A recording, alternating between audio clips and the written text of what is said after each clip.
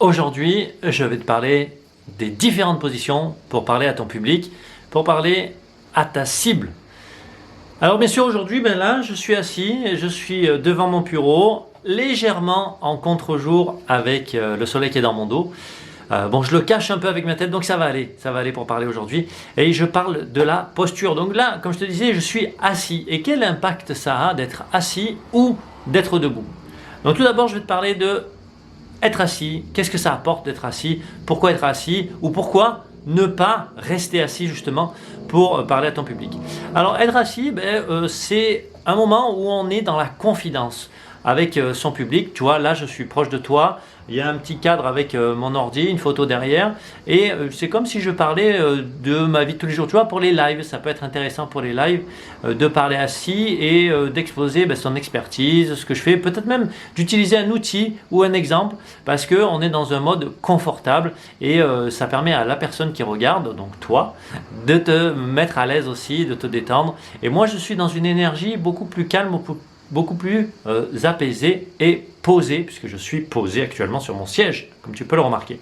Donc c'est pour ça que c'est utile dans ce moment-là d'être assis, d'être détendu, et c'est quand on a des choses à dire et que ça peut être un peu long. Alors on peut mettre aussi du rythme, changer de posture, changer d'angle, peut-être me déplacer, refaire un plan à un autre moment, à un autre endroit, si tu parles sur les réseaux et si tu veux vraiment connecter avec ton public pendant un moment qui va être un peu long, au-delà de 5-10 minutes, si tu as vraiment quelque chose à exposer et qui a besoin de prendre du temps. Debout, l'avantage, c'est que tu peux utiliser tout ton corps et donc transmettre une énergie qui te correspond et qui va être plus puissante, dans le sens où tu vas vivre ton message et le faire vivre à travers ta voix et à travers tes mouvements. Donc tu vois, je suis libre de me déplacer déjà, je gagne en aisance, je peux jouer sur la profondeur aussi de champ et je peux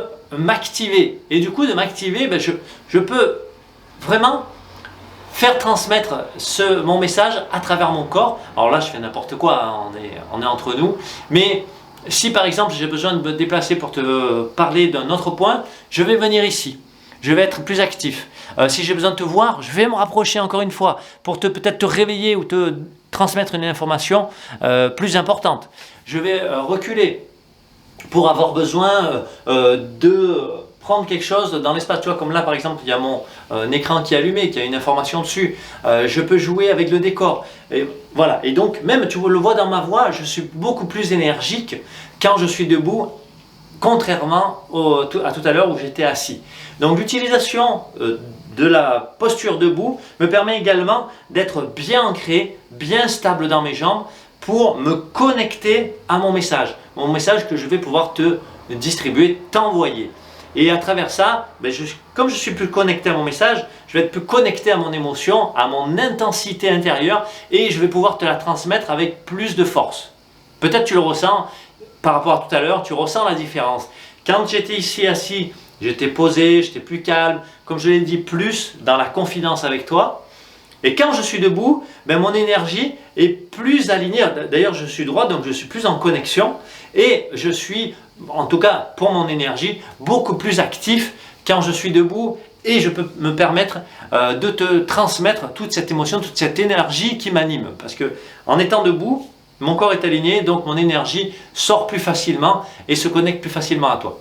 Par contre, être assis, si tu as un message fort à faire passer, si tu as du contenu un peu lourd et une énergie à transmettre, tu vois, c'est par exemple un message motivant, eh bien, être assis, ça va à l'inverse, à l'opposé de ton message. Et ton énergie, justement, ne sera pas en accord avec le message que tu veux envoyer. Donc, pour cela, je t'invite à éviter de rester assis, même si tu vois, moi j'ai mon énergie qui peut être disponible et je peux m'en servir pour faire passer quelque chose, mais je me coupe du reste de mon corps, je me coupe de mon mouvement et de mon attitude, de tout ce que je peux envoyer, parce que c'est quand on est debout et ancré sur ses pieds qu'on va pouvoir bouger et envoyer de l'énergie, un peu comme un sportif, hein. Je compare souvent la prise de parole à du sport, mais c'est un peu ça, parce qu'on est dans le corps, du sport ou de la danse ou ce que tu veux. Donc c'est se limiter que d'être assis, même si l'énergie peut être bonne, mais moi je trouve que ça manque de punch quand on reste assis. Donc voilà, le garder pour les lives et le garder vraiment quand on a envie d'être dans la confidence avec la personne, qu'on veut se rapprocher de son audience pour lui faire une confidence. Donc j'espère que ça t'a été utile.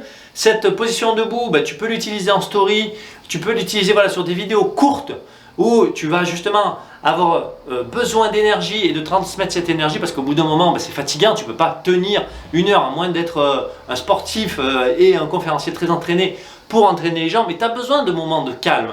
Et pour garder l'attention des gens, être debout, c'est quand même beaucoup plus intéressant qu'être assis. Donc comme je disais, réserver la posture assise pour des lives, on est plus dans la confidence, des directs, et la posture debout pour un message plutôt court, plutôt dans les stories, les réels, etc. pour un message vraiment rapide et impactant.